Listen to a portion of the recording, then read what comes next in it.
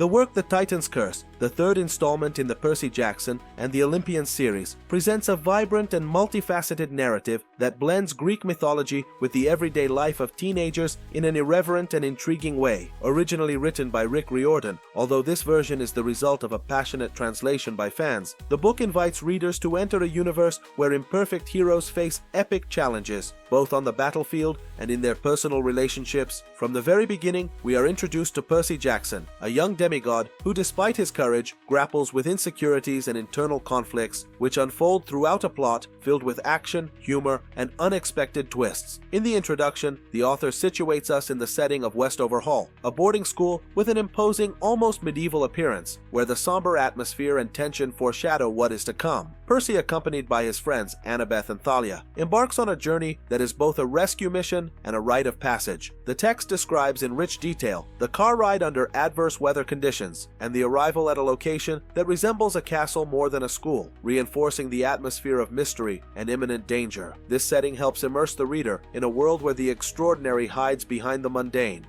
The plot unfolds through intense and sometimes comical episodes. Right from the start, the rescue operation, led by Percy, hints that nothing will go as planned, a recurring theme throughout the narrative. The tension escalates with the revelation that the vice principal, Dr. Thorne, is not what he seems. This character, who initially appears almost cartoonish, gradually transforms into an increasingly sinister threat, displaying superhuman abilities and a disturbing connection to evil forces. In one of these decisive moments, Percy finds himself forced to confront the monster while struggling to protect half-blood children, whose vulnerability is heightened by the scent that makes them targets for supernatural enemies. The narrative is marked by intense action scenes and improvised strategies, such as Thalia's fearless use of the mist or the transformation of a pen into a sword, Riptide, symbolizing the creativity and adaptability of the young demigods. These scenes not only intensify the story's pace, but also reveal the protagonist's traits. Percy, who oscillates between naivety and heroism; Annabeth, whose intelligence and ambition, including architectural plans that go beyond the ordinary, are evident; and Thalia, whose courage and sense of humor shine even in the face of danger. The interaction between the characters creates a dynamic rich in casual dialogue, often laced with jokes and contemporary references, elements that make the reading experience lighthearted despite the constant threats. Throughout the plot, the book explores universal themes such as maturation, the discovery of identity, and the responsibility that comes with power. Percy, for example, is constantly confronted with his limitations and the weight of being Poseidon's son, which forces him to find a balance between his divine nature and his humanity. At the same time, the presence of gods like Artemis, who appears with authority and imposes strict rules about who can join her hunts, reinforces the idea that the mythological world, though fantastical, operates under its own inflexible laws. This duality between the human and divine worlds is treated with a sensitivity that allows readers to reflect on their own internal conflicts and the search for belonging. The book's structure is another highlight, divided into chapters with quirky titles, such as My Rescue Operation Goes Very Wrong or The Vice Principal Gets a Missile Launcher. The work uses this organization to modulate the narrative pace and provide breaks that allow readers to digest events in a fragmented yet cohesive way. This formal choice also reflects the series' unique aesthetic, which blends elements of adventure literature with a language close to the teenage universe, filled with slang and contemporary cultural references. These